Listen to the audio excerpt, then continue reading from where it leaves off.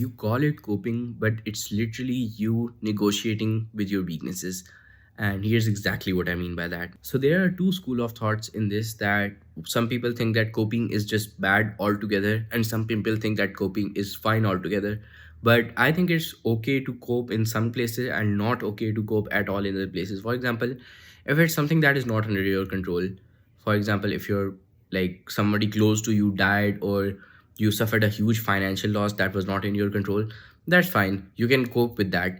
But with things that are in your control, for example, if you imagined, or you set a goal for yourself that you would work out daily or you would eat clean, and then you fail on that goal, in that case coping is the worst thing that you can do for your progress. And the reason why I say this is because you're creating a comfort zone in a state where you shouldn't be in your comfort zone, and you should actually be beating yourself up and be disappointed with yourself so that you can bring change.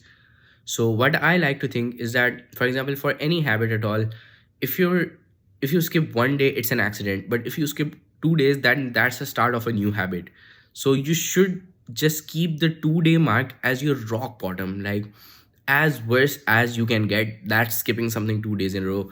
Because when you mentally imagine that, okay, this is like the lowest I can fall, then the only thing that you can lose from that point is basically nothing. Like, only way to go is up. You have heard the saying, right?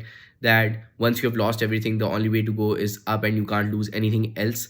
So that's the point which I think mentally people should visualize with themselves and have a higher standard for themselves. Basically, is that don't miss anything that they've decided. Like, if they decided to do something daily, don't miss it more than 2 days in a row. And if you have, then be extremely disappointed with yourself, and don't cope with this bullshit that, okay, it's only 2 days, I have been doing it for whatever.